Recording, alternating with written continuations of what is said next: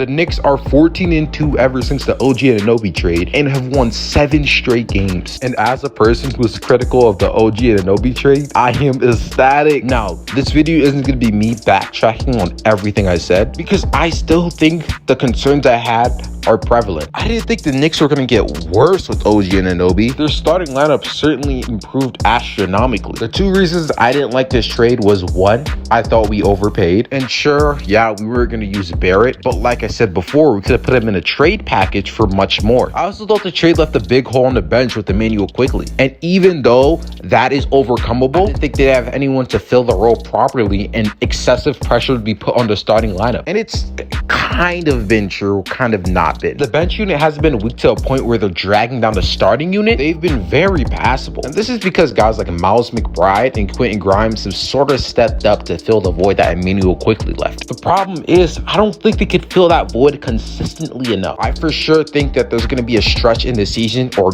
God forbid the playoffs, where the bench unit falters off and it negatively impacts the team. And it isn't that hard to come across guys like that. That's a big part of the reason that I was okay with trading Emmanuel Quickly. His niche of guys, the spark plug off the bench, is so fervent in the NBA that's not going to be hard to replace him. Obviously, that guy won't be as high quality as him, but still, the role will be filled. This team is already extremely well built. Defensively, they're close to best in the league. Obviously, you got a guy like OG Anunoby, who instantly skyrocketed the ceiling of this defense. Then you got Donte DiVincenzo, a scrappy defender who could score off the dribble. Then you have Quentin Grimes and Miles McBride coming off the bench. Two other very solid defensive players. Their main hole is on offense. They got Brunson and Randall, who are consistent enough, but you always need a third scoring option. A guy who could score off the dribble and can drop a 30-piece any given night. This guy is a guy that's going to serve as your safety net. So if Julius Randle is having an off game like he's prone to having a guy that could give you an easy 15 will make your life so much easier. A spark plug type player provides this along with the bench scoring help. And these other guys like Josh Hart, Donte DiVincenzo, Quentin Grimes, and Miles McBride, they're no slouches on the scoring end either. They filled the hole perfectly well so far. I just don't think that they could do consistently enough to ensure the Knicks' success. The Knicks just need to make a move at the deadline. And these type of guys probably won't cost much. A guy like Malcolm Brogdon will probably have a hefty price tag and might cost you, but bringing a guy like Alec Burks will probably cost you a second or something. When you have such proficient defenders across the roster, and even the ones who are not, like Jalen Brunson and Julius Randle, add something. Brunson leads the league in charges drawn. Randle is athletic and stronger than 90% of the league. This roster is close to being the most complete roster in the NBA. Just need to add this one piece. I'd be an idiot if I didn't mention the injuries. Randle dislocated his shoulder and will be out for a couple of weeks. Hartenstein just came back from an injury. Despite that, they've been winning. Do I think they'll keep winning?